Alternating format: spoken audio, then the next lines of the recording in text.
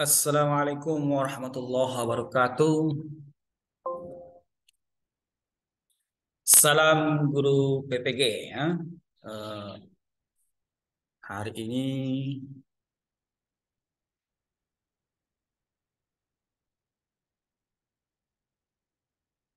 adalah hari tugas berbagi ya.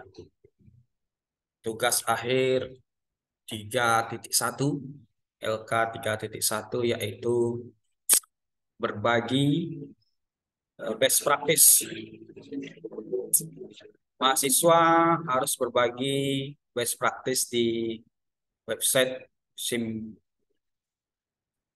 PKB Guru Berbagi atau media sosial maupun media lainnya. Hari ini saya akan berbagi di YouTube ya sebagai tugas akhir best practice. Di best practice ini adalah tugas selama PPL siklus 1 dan siklus 2.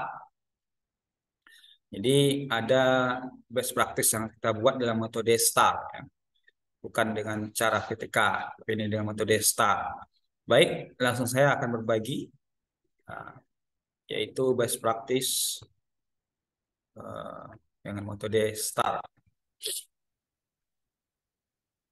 Nah, ini saya akan berbagi best practice LK 3.1. Salah satu kewajiban dari mahasiswa PG dalam jabatan adalah mahasiswa wajib membagikan best practice-nya di website SIM PKB Guru Berbagi atau di media sosial lainnya. Kemudian nanti akan diupload di tugas LMS. Hari ini saya akan bagi LK 3.1 menyusun best practice, menyusun cerita baik, best practice menggunakan metode STAR, situasi, tantangan, aksi, refleksi, hasil, dan dampak. Terkait pengalaman mengatasi permasalahan siswa dalam pembelajaran. Lokasi SMK Negeri 1 Kepenuhan. Lingkup pendidikan, sekolah menengah kejuruan, tujuan yang ingin dicapai, meningkatkan hasil belajar peserta didik dengan model pembelajaran problem-based learning pada materi larutan elektrolit dan non-elektrolit kelas 10 SMK Negeri 1 Kepenuhan. Penulis Akmaluddin. Pelaksanaan PPL siklus 1, 12 Desember 2022, siklus 2, 9 Januari 2023. Yang pertama, situasi. Kondisi yang menjadi latar belakang masalah, mengapa praktek ini penting untuk dibagikan. Apa yang menjadi peran dan tanggung jawab Anda dalam praktek ini. Kondisi yang menjadi latar belakang masalah pada PL ini adalah rendahnya motivasi belajar peserta didik SMK Negeri 1 Kepenuhan pada pelajaran kimia, khususnya materi larutan elektrolit dan non-elektrolit. Disebabkan selama ini materi yang diajarkan guru bersifat teori dan model pembelajaran yang digunakan guru masih konvensional, tidak inovatif. Model pembelajaran yang digunakan guru masih konvensional dan tidak inovatif membuat peserta didik tidak semangat belajar. Peserta didik tidak semangat mengerjakan latihan dan tugas yang diberikan guru di kelas. Masih banyak peserta didik yang tidak mengerjakan tugas atau latihan yang diberikan guru di kelas. Berdasarkan eksplorasi masalah, tinjauan kajian literatur dan wawancara, bahwa penerapan model pembelajaran inovatif dengan model problem-based learning (PBL) dapat meningkatkan motivasi belajar peserta didik. Peran dan tanggung jawab saya sebagai seorang pendidik, sebagai seorang guru, adalah untuk mendidik dan mentransfer ilmu agar peserta didik semangat belajar dan meningkatkan motivasi belajar peserta didik. Salah satu peran saya sebagai seorang pendidik agar motivasi peserta didik meningkat, maka saya menerapkan model pembelajaran yang inovatif, yaitu penerapan model pembelajaran inovatif dengan model problem based learning (PBL) pada materi larutan elektrolit dan non-elektrolit kelas 10. Nah, itu kondisi ya. Tantangan, apa saja yang menjadi tantangan untuk mencapai tujuan tersebut? Siapa saja yang terlibat? Banyak tantangan yang saya hadapi untuk mencapai tujuan pembelajaran ketika melaksanakan PPL siklus 1 dan 2, yaitu sebagai berikut. Minat dan motivasi peserta didik rendah. Saya harus mencari dan membantu siswa untuk belajar kimia masuk kelas. Jaringan internet yang tidak memadai. jaringan internet WiFi sekolah yang terlambat, dan jaringan internet provider lainnya seperti Telkomsel dan Indosat juga lambat, sinyal rendah.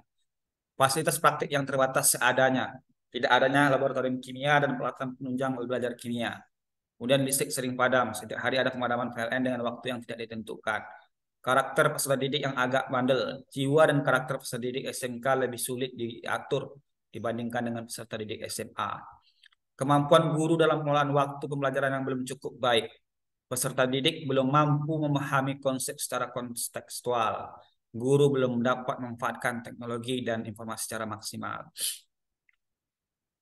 Guru juga perlu membiasakan peserta didik untuk berliterasi, juga berlatih soal-soal HOTS, High Order Thinking Skill, ya, HOTS, HOTS, high, ya, order, time, thinking, ya, think, ya, berpikir, skills. Ya. Beberapa pihak yang terlibat dalam cerita praktik baik ini PPL Skill 1 dan 2 adalah kepala sekolah, guru sejawat, ketua jurusan, penjaga sekolah, peserta didik, serta beberapa peran pendukung seperti orang tua dan peserta didik dan lingkungan sekitar.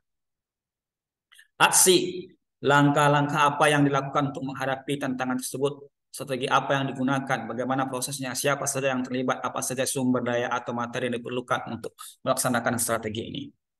Baik.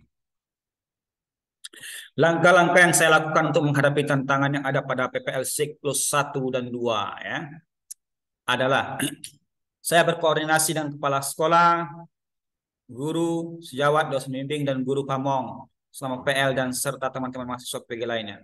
Menyiapkan fasilitas pembelajaran yang sesuai kebutuhan peserta didik dengan kreativitas sendiri. Menerapkan model pembelajaran inovatif abad 21, yaitu model pembelajaran problem-based learning pada materi larutan elektrolit dan non-elektrolit. Saya menggunakan media pembelajaran yang menarik, evaluasi pembelajaran dengan menggunakan Google Form.